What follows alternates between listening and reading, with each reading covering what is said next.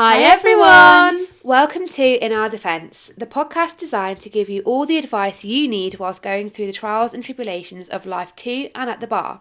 Now, we wouldn't be a legal podcast if we didn't give you a legal disclaimer. Whilst every effort has been made to ensure the content of this podcast is accurate, none of it is to be taken as professional advice in any capacity. We might talk a lot about a lot of things in a lot of detail, but in our defence, we are still learning too. Hello everyone! Hi guys! We're back. We apologise for Is this season 2? Yeah, to be fair, it could be season 2, although I do kind of want to do 10 episodes in season 1 first. So guys, this might be season 2, might be season 1. You'll find out when We're it not gets sure. edited. Life has just been so busy. But we have a very, very valid excuse for the reason why we have been so slack with this podcast. And first and foremost, I would like to announce, because it's not as important, that I got called to the bar in November 2024. Let's not say it's not important, because it's very important. No, it was a very important day. It was very special, and it was just a lovely day. It was down at Lincoln's Inn in London, and obviously I had to wear my wig. Although you don't wear your wig to get called, which was interesting. Now, I guess that's something we can add in for people that are aspiring to be called to the bar, is that you don't wear a wig to be actually called to the bar, so you just wear the wig for like pictures and everything, and then you wear your wig when you are in practice if you do crime. So that's something that's an interesting point that I didn't know. Actually, that might be worth mentioning again. Well, again, worth mentioning. You've just mentioned it, but if you're not going to do crime, it might not be worth buying a wig. Yeah, you don't actually need it for call, do you? No, it's a and lot of money. Expensive. They're a big investment to make into your future career. Did you enjoy going down to Eden Ravenscroft? Was it like the most magical day in the whole world? It was the most magical, most special day. I felt like, you know, in Harry Potter when he goes and picks out his wand at Ollivander's, that's what it felt like, but with a wig and a gown. Yeah. And at first, I didn't think there was going to be a big enough wig for me there, because you have quite a big head. And then lo and behold, he pulled one out of the drawer, and I was like, this is perfect. This is like Ollivander's. He was like, this is our giant range. But anyway, it was such a lovely special day, and it's something that you can really look forward to if you're going to be called to the bar. It's a day to just celebrate all your hard work paying off, and you get to do a bit of networking, meeting a few people. And it was really nice because there was a few people there that me and Lou had met on the residential weekend in Leeds, so was able to see them, and they were lovely, and it was nice catching up with everybody. So yeah, it was a really nice day, and I'm now officially an unregistered barrister. But I think this is a good way to segue into the fact that we have a registered barrister in our midst. Well, not quite. Am I registered now? Not quite yet. Am I registered now? You're on the way to being registered. Yet. Basically, guys, I got pupillage. So in the previous episode, I think I left all 2 of you hanging because I said, I've had my interviews. I was waiting. I think I was either waiting to find out, or I had one more interview left, or I was either midway through interviews, or I'd finished, and I was waiting to find out. I have a feeling it was a week before I was due to find out. Anyway, I got pupillage. So honestly, I should probably know this, but does that make me registered but not qualified? I think as soon as you become registered with the chambers, you'd be registered, wouldn't you? On my bar portal, it says first 6 pupil. Like, I haven't got my provisional practicing certificate yet. Right, maybe that's when you become registered. Yeah, I don't know. Well, maybe I'm wrong, but anyway. Anyway. Such a fabulous achievement, and I'm so incredibly proud of Lou for that, because anybody who's going to be a barrister understands how competitive and how difficult it is to get pupillage, and those applications, I'm doing them right now, and I'm sure a lot of you will be doing them as well, and they are difficult. And I think it's fair to say that's probably going to be quite, well, if not the main focus of this podcast, I think is going to be on pupillage applications, little tips and tricks. And I'll be frank, guys, I applied for 3. I got rejected from 2. I was lucky that, I was... Not lucky. We always say this, not lucky. Not lucky. I did work very hard. And, I mean, it's my dream set, so... Yeah, exactly right, exactly. But so it's just absolutely perfect. if you go through your whole journey to the bar not having one rejection, like, you need to go and take out a lottery ticket, because you have the most insane luck in the world. So I think it's, and one thing we'll come on to shortly is about learning to deal with rejection from your applications. We're going to touch on how to actually write the applications, things that we found have been successful. Obviously, they've been successful for Lou and not me at the moment. But I'll get there. I'll get there. Little tips and tricks that we picked up along the way, things that some barristers have told us, some things you may not know. So if that's something you're interested in, please keep listening. It might be a bit of a shorter one this time because we're not going to do a topic of the week. But I just feel like with the transition into 2025, there's been a lot of difficult legal stories in the media, specifically things like the Southport murders, things that are really hard and really like heavy, emotionally heavy. And there's just certain things that we don't necessarily want to touch on too much at the moment as we're transitioning to doing the podcast regularly again. So we'll get there and we will start that up again. Yeah, we will. We want to, and also I think, I mean, we've had a few comments on our YouTube channel for particular content and stuff. So I do, like, we haven't forgotten about that. We do want to do that. I think there was one that said, can you actually focus on how to revise for the exams? And I know we have sort of touched on that before, but if there's something specific that people want us to go over, and again, we're just people who have done it, you know, so we can offer our advice, but obviously it is, it's a very personal thing how you revise, but we can certainly give our tips. Okay, so as we said, the the focus of this pod, or this episode of the pod, is going to be on pupillage applications and how to get the best out of your application. And then perhaps the next one we could do, or certainly one in the next couple of weeks, can be interviews and kind of getting you guys to do interviews as well, and what to expect from interviews. But one thing I always try to keep in mind is that your application is the first interview. It's not a verbal interview, it's not an in-person interview, but it's the first stage, the first interview. And it's also, obviously being a barrister is about being good at advocacy, and you have oral advocacy, but obviously written advocacy is obviously a very important part of being a barrister as well. And so this is your first chance to show your chambers that you want to apply to, you know, I actually think the application is harder than the interview, because you've got to make yourself, you've got to get that personality and that je ne sais quoi. You've got to get, is that the right phrase? I don't know. It's very two-dimensional, obviously, and it's hard sometimes to get that your personality across. So it's a skill and it's an art form, and trying to kind of use your words to bring your application to life, and to not make it sound like it's been written on ChatGPT, or that, you know, you're a robot. So exactly. I think that's really important to keep in mind when you're doing your applications, is that don't just tick the box, you know, and if there is a box and it says, you know, so many words, use the words. They're there for a reason.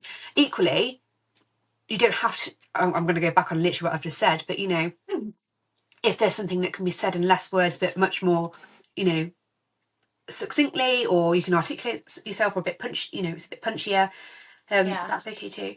You just need to work out what makes you stand out on paper. I don't know if it's the same for every chambers. I assume it is, but certainly for the ones I applied for, they're all anonymised. So you know, there's no kind of, oh, I know so and so, I know, you know, that person. There's no nepotism. no nepotism here. They are all anonymised, so it is literally just they have your application and that's it. So it's really important that you are able to get over your best points in the best way you possibly can. Yeah, I completely agree with you. And can I just add on that point? When I've been doing applications and when I've sent them off to people to review, the overarching consensus I have had is, stop trying to make yourself sound like a barrister. People say to me, stop trying to use sort of flowery big words because you think it makes you sound like a barrister, and you think it doesn't work like that. I find that really difficult, is trying to come across professional, but also try and get my personality across as well. And I think as long as you know that what you're putting out there to these chambers is authentically you, and you're not trying to be something you're not, your personality will shine through. And if you want to go into the profession of being a barrister, professionalism is second nature. You know, you have to learn how to deal with people and clients and other barristers and judges professionally, and that is what comes across when you're writing these applications. But you also need to have a bit of personality as well, and it's a very fine line. It is. Ultimately, I'll come on to this as well, perhaps more in the interview episodes that we do, but they want to know that you're a human being first and foremost, and not just a robot. I mean, having a fantastic work ethic and working every hour God sends is great, you know, because it shows you're hard working, but also they want to know that, you know, we are, especially if you're applying for a criminal set, where you do meet, you know, ordinary members of the public every day, you have to be able to engage with, you know, those people as well, you know, and you have to be able to adapt your language, adapt your style to communicate with different people. Exactly. And so, yeah, they want to know that you've got a bit of human empathy in there, or humanity. Yeah. I completely agree. And I think another thing that a lot of chambers are looking for is people that have that personality that they can get on with and that can fit in with everybody there. I think that's something that's really highly valued by a lot of chambers. Is you could have the most outstanding academics in the world, and you may not fit with that set. You may not fit with the people in that chambers, and that's not to say that you won't fit somewhere else, because you absolutely will. But it's all about finding a place where you can thrive, and it's going to be a great stimulating training environment. I absolutely agree with that. I absolutely agree with that. You have to make sure that you're a right fit for one another. They want to make sure that you're a right fit for them, but you also need to make sure they're a right fit for you.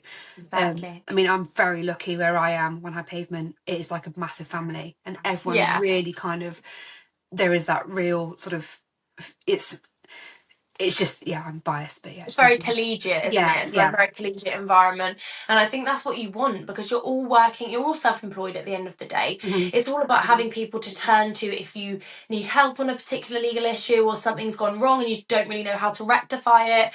It's all about being there for each other, especially in that sort of environment. So I think it's about, I understand the desire to apply to 15, no, not 15, because that's a reasonable amount, but to apply to 100 chambers and apply to all of them, and you want to get in every single application, so you give yourself as many chances as possible.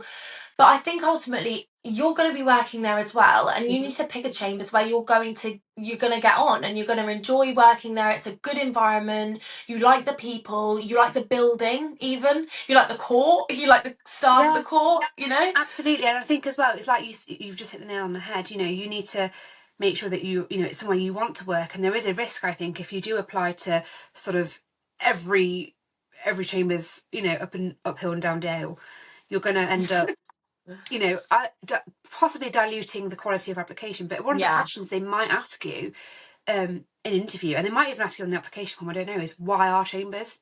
Yeah. You know, and actually, you need to be able to say why that set, why that set over, you know, the rest of, you know. Yeah, absolutely. And so it's good to, you know. Do you know what, one thing I found really helpful the past couple of years doing it, and obviously take this with a pinch of salt, because everybody works differently, and obviously I have not got pupillage yet, so for me sitting here and giving you advice when you're in exactly the same situation as me is probably a little bit redundant. However, I find that when I'm doing my applications, I put my prospective applications into an Excel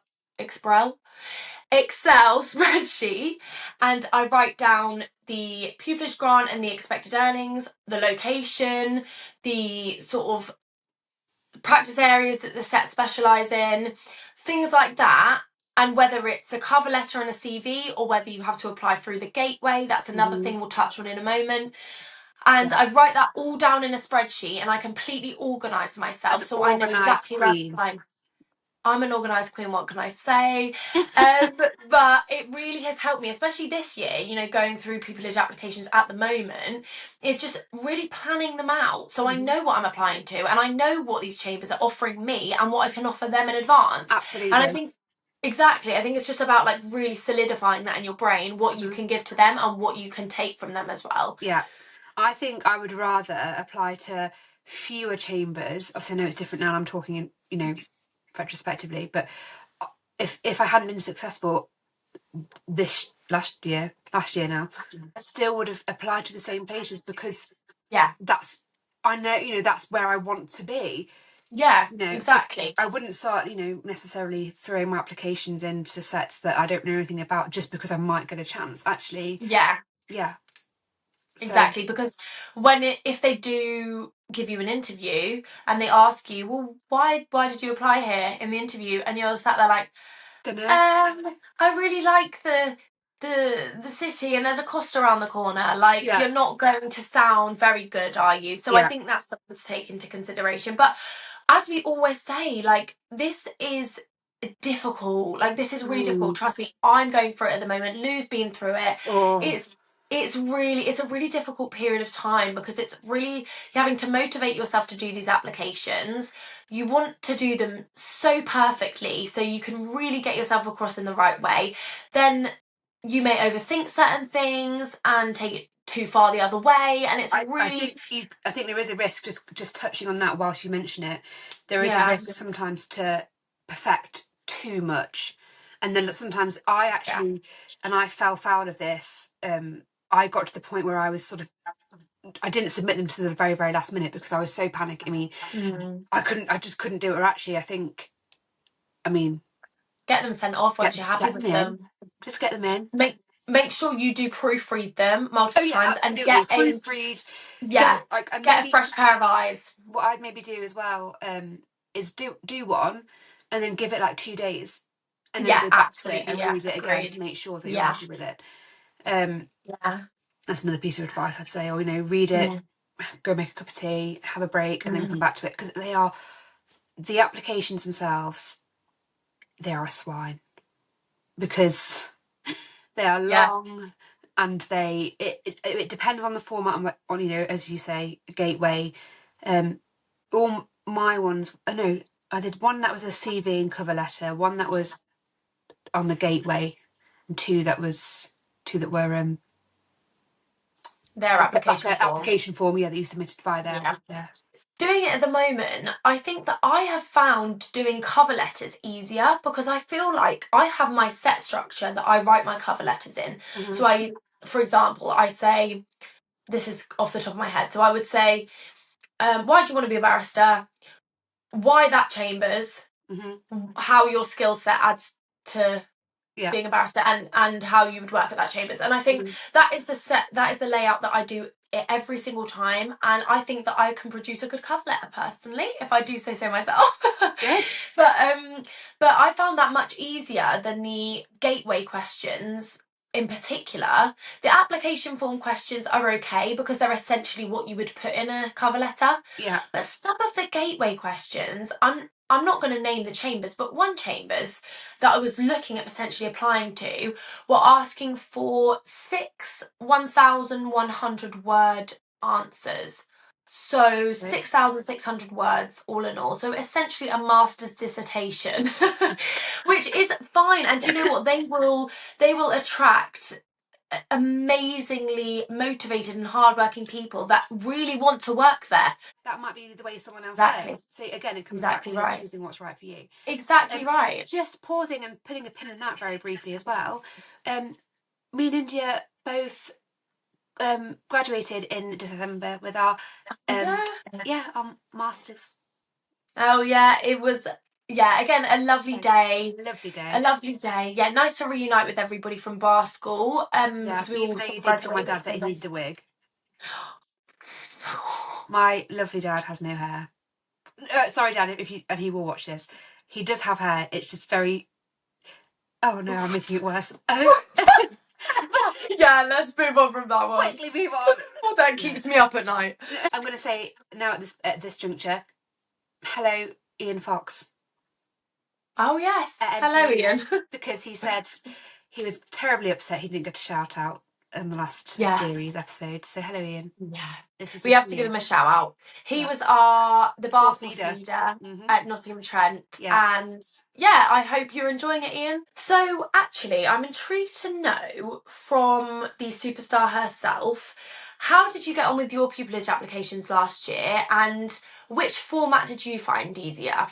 Well, I was able to secure pupillage, so I must have done something right. The applications, I said, the applications themselves, I think, were probably the hardest part for me. I mean, the interviews, again, we'll talk about those on a different occasion, but they're difficult. They're difficult for different reasons. The application, as I said before, is your first chance, your first opportunity to get their attention. I, as I said, only did one cover letter CV, one gateway, and then the other ones were the application form through their website and sort of directly through Chambers. I think on the gateway, am I right in thinking that you can like save your sort of basic information, and so then you just fill in the questions. Populates, it crosses over. Is that right? Yeah. So obviously that, if you're doing an application to Chambers that's not on the gateway and you're doing it on an application form, obviously you don't have that pre-populated, so you do have to put it in again. I actually preferred personally the application forms. It was on a Word document. I found I could kind of save and go back to it, and I know you can on the gateway as well, but I don't know, just the way my mind worked, it just felt a little friendlier. I agree totally with that. More user friendly, I should say. I feel like it was kind of I found the gateway at times a bit difficult to kind of navigate and a bit clunky. That's just my personal view. One thing I would say, and this is actually my biggest tip, and this is probably more to our younger viewers in terms of those who are maybe in their final years at university or doing or just starting on the bar course, is even if you're not ready to apply for pupillage now, apply now. So basically, we've mentioned this before, but when you finish your bar course, you have 5 years to secure pupillage from that date. So essentially, you've got 5 goes because they're an annual thing. You can get pupillage in, it's not unheard of to get, it's rare, but it's not unheard of to get pupillage before you even pass the bar. There were people on our course, in fact, not our course, at our inn, who had secured pupillage but hadn't yet passed the bar. But you've got free hits at these applications with no consequence if you don't get in, because you're not in this time pressure. So I actually applied for pupillage for the first time, I think, whilst I was still doing my undergrad, was it? Yeah, I think it was my 3rd year of uni. Because again, I knew I wasn't going to get it. I knew I didn't stand a chance. However, get to know your enemy. Get to know those forms. Get to know how to navigate those forms. Get to know what it's like to fill them in. Get used to know what works for you in that way. Know what works for you. Kind of, and you can ask for feedback. Not all chambers give feedback on application forms, I don't think. I think most of them just give feedback on the interviews, I think. There might be exceptions to that, I don't know. To me, it seems like the perfect way to kind of, get used to some practice. Get some practice. And also it's helpful because that stuff I was talking about before, so your education, your grades, work experience, mini pupillages and stuff, you can then copy and paste from the year before, so that saves a lot of time. And so that's that's my biggest kind of top tip, I would say. Loose top tips. That's one. Apply as early as you can. It doesn't matter. And even if you do an application form and you download one, you can always fill it in later in the year. Just to get used to filling one in. I know it's purely an academic thing and you won't submit it anywhere, but again, it's getting used to answering questions and, see if you can get someone to look over it for you. I know some of the inns, they do like surgeries, don't they? Like we had one for, well, in fact, it was over the advocacy weekend, wasn't it? Where we took we took our application forms in and said, what do you think? Pick it apart. Yeah. And I got mine picked apart. I think we all did. I got everything picked apart that weekend. That was the most brutal weekend of my life. But I'll tell you what, it's the biggest learning curve I've ever had, and it was fantastic. But yeah, that, as Lou says, that's a really good opportunity that they let you take your application along. Yeah. And a barrister will have a look at, or a judge will look over it for you. But I also think there's quite a few, so that, you know, bridging the bar. I know quite a few chambers will do independent, like sort of pupillage fairs. You know, look at the Midlands. I mean, not the Midlands circuit, but whatever. Obviously, the Midlands circuit do it, but other circuits they do events for this. Like they'll do pupillage application seminars and webinars and.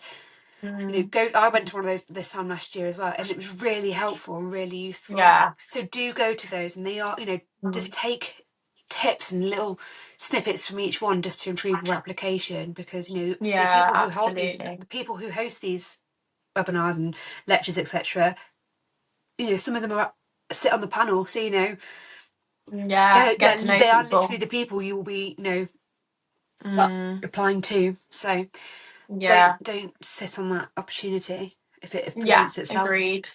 So I think that sort of wraps up our advice for the pupillage applications. Yeah. I think, in summary, remember it's written advocacy. Don't try and sound too much like a barrister. Get loads of practice in, and really just take advantage of the pupillage resources that are put out there for you. I think that's overall what we would say. And we do have some further tips for the interviews. So that will be our next episode. Also, guys, be coming in the next few weeks. Always, we have had over the last, how long are we doing this now, a year or so? People do message us on Instagram, and they do reach out on YouTube, and they'll send us private messages and stuff asking questions. That is, we always try, and I think we've replied. I don't think we've ever left anyone unread. I don't think we've done that. No. We're quite good at that. So if you do have any questions that you just wanted to send us a message, like, please do, and one of us will always come back to you as soon as we possibly can. Absolutely. Always happy to help a fellow aspiring barrister. You're not the fellow though, because you are the barrister. So keep an eye out for the interview episodes that we're going to do. And just to wrap up this podcast, I'm just going to give the floor to Arlu, because I just really want her to discuss sort of the first couple of months of our pupillage, how it's all gone. Obviously, I've been keeping up with it as it's been going along, and just to get an insight into how it's all been going. So please, Lou, tell us everything. I love it. I actually love it. It's so different to what I expected, but also exactly what I thought it was going to be at the same time. Yeah. I think it definitely helped having some experience in the legal world, but also, and I'm very fortunate that my supervisor is very, very laid back. You know, I can ask questions and not feel stupid, and you know, I think I've despite the fact I've come from, one of my biggest concerns was that I was going to come from where I worked before, having legal experience, and sort of be expected to know things, and sort of, you know, and that's not happened at all. I've been really properly looked after. I don't feel silly asking questions. We've got, as I said, the chambers, the environment is so lovely and warm, and genuinely everyone helps each other. Like, they're just so kind, and I really hope that I'm not alone in that experience, and I hope that other sets are the same. But I love it. It's tiring. I say tiring. I'm conscious that I don't want to say anything too negative, because I haven't started my second six yet. That's when things kind of get really intense. That's when things really amp up, don't they? Ramp up. And so I feel like I'm enjoying this part. I'm just being a sponge. I'm just taking everything in, like, trying to learn as much as I possibly can. Perfect, though. I've got my pupillage diary that I write in every day, just to kind of make notes. I've seen some really interesting things. You know, I've met lots of different people. And what's really nice is that I've kind of been going with other people. So if my supervisor is busy one day doing something that perhaps I've already seen, he'll say to me, "Do you want to go with someone else?" So I'm constantly learning new things. I've done some judicial marshalling, which has been a really good experience. Amazing. It's 2 months till I'm on my feet, guys. So 7th of April. That is so exciting. 4 months in. And yeah, I'm loving it. I really am loving it. I am excited and terrified in unequal measures, and I'm pretty sure you can probably guess which way it's Yeah. how it's weighted. I mean, I think it is a really nerve-wracking and anxious thing being on your feet for the first time, but I think it's naturally going to be, because it's the moment that you've built up your whole career Yeah. to that point. But I think honestly, I have no doubt you'll be absolutely fantastic. So Well, very kind. keep doing what you're doing, and I'm so proud of you. And yeah, I hope that everybody watching this and listening to this, we can all be in that position as well, and we can all be fortunate enough to feel nervous about that, you know. You will. So yeah, I'm so happy for you. Thank you. But I mean, right now I'm loving pupillage. Might have a different view in my second six, but we'll see. Yeah, we'll come back in about 6 months down the line, and we'll let you know. Yeah, we could do an episode at some point kind of about what being a first six pupil is like and what to expect. Absolutely, yeah, 100%. That would be amazing. In a very short summary, it's going really well. I really love it. I'm very lucky. I've landed on my feet with my supervisor, and my Chambers is just great. Amazing. Guys, if this isn't motivation to just keep at it, keep going. Like, I'm 30 in May, and you know, I'm a pupil, so you know, just keep going, guys. Just don't give up. Don't give up. If it's something that you know, oh, it's so cliche to say don't give up on your dreams, but genuinely, like, don't. If this is what you want to do, absolutely. then go for it. One thing I was going to actually just add in is you just have to get used to rejection with pupillage applications. We've all been there. We've all had the rejection emails. Yeah, just coming back to, it's again slightly artificial maybe because of, but by applying before you're necessarily ready, when you get that rejection email, despite the fact it still comes a bit keen, it doesn't necessarily hurt as much when it happens a second time around. You know, do you know what I mean? Yeah, absolutely. Kind of, it's practicing getting the rejection as well. You know what to expect. Yeah, albeit 100%. Slightly artificial because you're not necessarily ready, but still. Totally agree with you on that part as well. Yes. So guys, I think that's everything we wanted to touch on today's episode. Yep. Thank you so much for being patient with us. I know we are taking the Michael a little bit with how long it's taken us to get around to doing this again. It's but nearly been a year. As you can see, we have valid reasons, Lou more than me, but we have valid reasons for the reason we've taken a bit of a hiatus with this. But thank you so much. We've had some really nice messages of people saying, where is it? Why aren't you keeping going with it? So that's been really sort of positive to have the feedback that people were missing, like the episodes. So yeah, thank you guys for listening. As always, we really appreciate any support we can get with this. Like, this is our little venture, and we appreciate everybody who shares or likes and anything like that. So thank you so much. See you next time. See you later. See you next time. Bye.